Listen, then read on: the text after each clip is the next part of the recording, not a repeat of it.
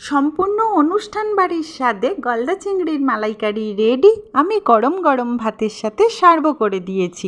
Hello friends, welcome back to my channel রকমারি প্রণালী। সর্বপ্রথম নিয়েছি আমি 3টে বড় সাইজের গলদা চিংড়ি। ম্যারিনেশনের জন্য প্রথমেই দিয়ে দিলাম হলুদ গুঁড়ো আর খুবই অল্প পরিমাণে নুন।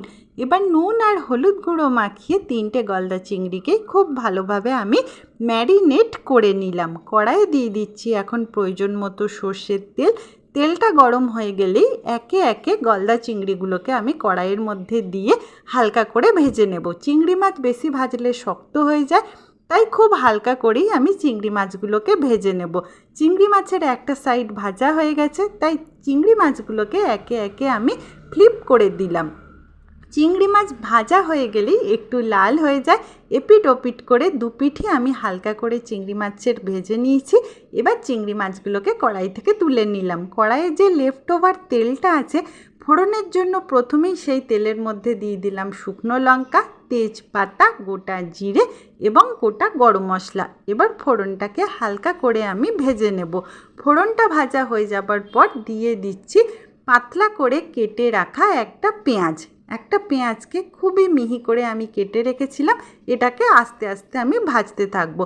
যতক্ষণ পেঁয়াজটা ভাজা হচ্ছে আমি একটা বাটা মশলা বানিয়ে নিই। মিক্সিং জারের মধ্যে প্রথমেই দিয়ে দিলাম 2টো কাঁচা লঙ্কা, 2টো রসুনের দানা, 4 টুকরো আদা এবং একটা আগে থেকে কেটে রাখা পেঁয়াজ। এবার পেঁয়াজ, আদা, রসুন ও কাঁচা লঙ্কার একটা ফাইন পেস্ট আমি বানিয়ে নেব।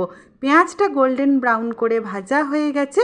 এই পেঁয়াজের ওপরেই আমি দিয়ে দিচ্ছি আমার বানিয়ে রাখা পেস্টটা দেবার পর এই মিক্সিং জারের মধ্যে একটা টমেটোকে আমি ফাইন করে বেটে নেব। দিয়ে তারপর দিয়ে দেব বেটে রাখা টমেটো দেবার পর দিচ্ছি প্রয়োজন মতো হলুদ গুঁড়ো, কাশ্মীরি রেড চিলি পাউডার, জিরা পাউডার, ধনিয়া পাউডার এবং প্রয়োজন মতো নুন দেবার পর সমস্ত মশলাকে আস্তে আস্তে আমি ভাজতে থাকবো। অর্ধেকটা ভাজা হয়ে যাবার পর গ্যাসের ফ্লেমটা করে দেব মিডিয়াম। তারপর ঢাকা দিয়ে এটাকে ততক্ষণই ভাজতে থাকবো মিডিয়াম ফ্লেমে যতক্ষণ না মশলার কাঁচা গন্ধ চলে যায় এবং মশলা থেকে তেলটা সেপারেট হয়ে যায়। 2-3 মিনিট বাদে আমি ঢাকনাটা খুলে নিলাম। মশলাটা খুব ভালোভাবেই ভাজা হয়ে গেছে। দিয়ে দিচ্ছি প্রয়োজন মতো জল দেবার পর আগে থেকে ভেজে রাখা চিংড়ি মাছগুলোকে একটা একটা করে ঢেকে আমি পুনরায় ঢাকা দিয়ে আরও 2-3 মিনিট মতো কুক করে নেব। 2-3 মিনিট বাদে আমি ঢাকনাটা খুলে নিলাম। এবার একে একে চিংড়ি মাছগুলোকে আমি উল্টে দিচ্ছি। চিংড়ি মাছগুলোকে উল্টে দেবার পর ওপর থেকে দিয়ে দেব একটুখানি টমেটো সস। যদিও আমি টমেটো বাটা দিয়েছি, কিন্তু চিংড়ি মাছের ওপর টমেটো সস দিলে না এর টেস্টটা কিন্তু অনেকটাই ভালো হয়। গ্রেভিটা বেশ ফুটে কমে গেছে। দিয়ে দিলাম ওপর থেকে গরম মশলা পাউডার।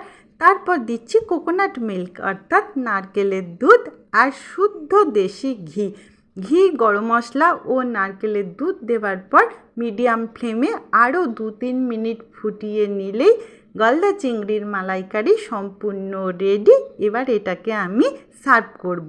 আমি প্লেটের মধ্যে দিয়ে দিয়েছি গরম ভাত আর আস্তে আস্তে দিয়ে দিচ্ছি গলদা চিংড়ির মালাইকারি। এইভাবে বানালে স্বাদ হবে সম্পূর্ণ অনুষ্ঠান বাড়ির মতো। Just prepare it and enjoy with hot steam rice.